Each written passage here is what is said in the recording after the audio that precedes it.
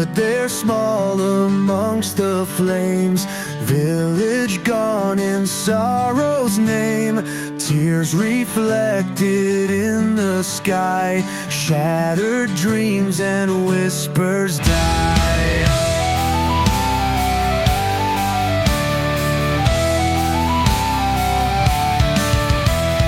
Smoke and ashes fill the air, memories lost in deep despair. She clutches dolls of vanished past in chaos where the shadows cast. Embers of yesterday burn the night away.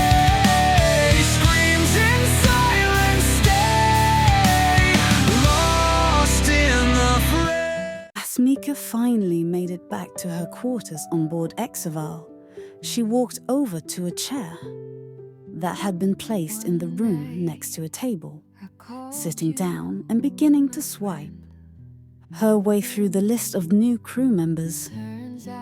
This is going to take all day. As she began reading through the first of the new crews, work history, as from the floor around her, a gathering of silver liquid began to form into a small orb that floated up beside her. If you wish, I could analyze the data myself and choose the applicants based on experience, work history, and factors such as that.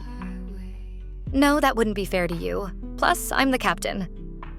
I sort of have to do this kind of thing.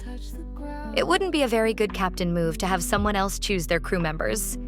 Besides, there are other characteristics that I'm looking for. It's not always about total experience.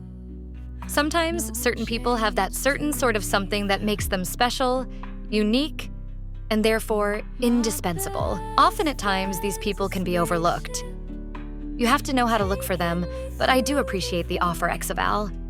Mika said, as she leaned back in the chair holding the pad out, and began looking up at the ceiling. One way or another, I have a long day ahead of me. Yes, and according to you, a dangerous mission afterwards. Exoval replied, Of which you haven't actually shared the details. Might I know what the mission entails? What are we doing? Exoval asked, the little orb vibrating gently, tiny little ripples flowing around it. Well, Exoval, we're going to be escorting a royal negotiator and envoy. Someone sent to curry favor with other worlds. A very important person. Back to their homeworld, it's highly likely to get wild and hairy. There's no telling whether the situation will go south at any point in time. Danger level? Very high. I can't afford to tell any of the crew members as of yet. There's too great a chance that someone might spill information. And with a mission like that could be, well, suicidal. It's better if I wait until everyone's actually gathered and we've left, to inform them about what the mission's specifics are. Once again, I find myself agreeing with your choice of action. Very well thought out, Mika. Exoval replied. More and more, I'm feeling quite comfortable with you as the captain.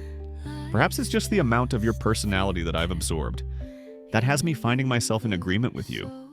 But then again, the only reason I was able to copy your neural data and use it to replace my own was because of similarities in the first place, meaning that you were much like me. Yeah, I suppose that is true. Mika replied. As a thought finally occurred to Mika. You know, after setting all of this up, I'm starting to feel, well, sort of bad. Mika said. Why would you feel bad? Exoval replied, his orb floating a bit closer to Mika. You're the captain. It's perfectly within your rights to decide the destination of your ship. Well, yeah. Exoval with a normal ship that seems to fit. But you're also, well, kind of a person, aren't you? I mean, you can think and feel, all right? I mean, isn't it a little bit selfish of me to just tell you? To waltz right into a dangerous situation? In that sort of light, it kind of makes me feel like I'm taking advantage of you. Don't be silly, Mika. Exoval replied. I am your ship. The purpose of a ship is to ferry those on board to their destination, to fulfill the will of those piloting that ship, of those in command of it. Whether that mission is dangerous or not is beyond the point. And as far as emotions go, I'm uncertain of whether I feel them or not. At least to the extent that a normal person might feel them. And surely enough, I understand what emotions are. However, I'm uncertain of whether I can feel them to the full extent that any normal person might. This is something that I might have to run calculations on. Measure my own emotional response.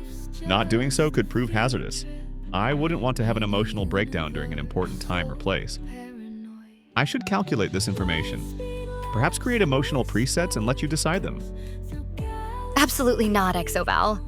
Mika replied, looking frustratedly towards the floating orb. I am not going to be the decider of your emotional state. If you're able to feel emotions, then that means I have no right to take them away from you. Or decide what they are. That's sort of how free will works. And I do want you to have free will. I mean, really, all of this stuff is only really possible because of you. A few weeks ago, I was working on board a derelict ship with a bunch of freaking pirates. And in the moment when I thought I was going to be executed, I was instead given a gift. A new friend, a strong one that's helping me, and has been exceptionally effective in doing so. The only problem with it is I'm not exactly sure how to return the favor. I mean, with a normal person, you just ask them what they want. But I'm not exactly sure what I could give you. Honestly, all the upgrades to your form only really benefit me. So even if I give you equipment, that's really just self-interest. I want to be able to give you something. Because I think of you more as a big mechanical friend. A very big mechanical friend that I sleep inside of. As weird as that sounds. So maybe you could help me out here a bit, exoval. Is there anything that you want? Maybe somewhere you want to go? Or something you want to do? Well, Exoval replied. to be honest, I don't have much data left from before my catastrophic destruction. What? Mika replied. What do you mean, catastrophic destruction? As I said before, Mika, I was a warship before. I became the so-called Kraken wandering through that field of debris. The reason I was in the state I was in was because, well, something was able to, well, destroy me. Or at least most of my physical aspects and data.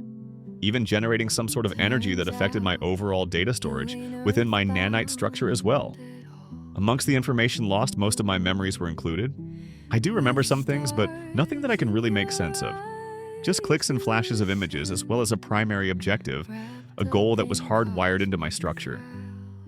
The images are of a collection of people. There were countless of them, but a few that seemed to repeat far more frequently than others.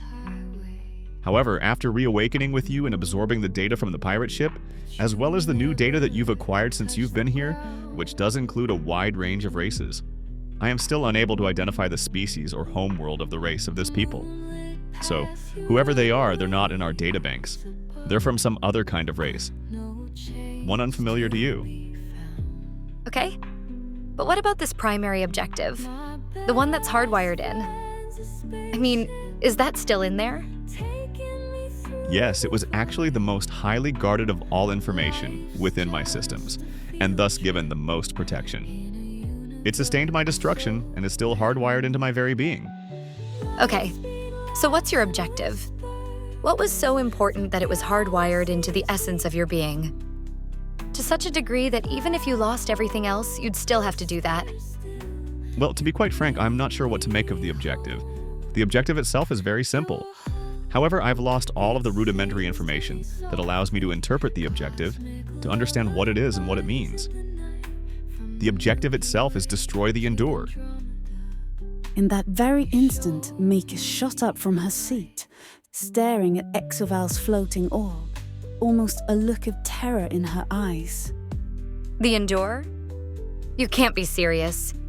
Mika replied, looking completely overwhelmed in the moment.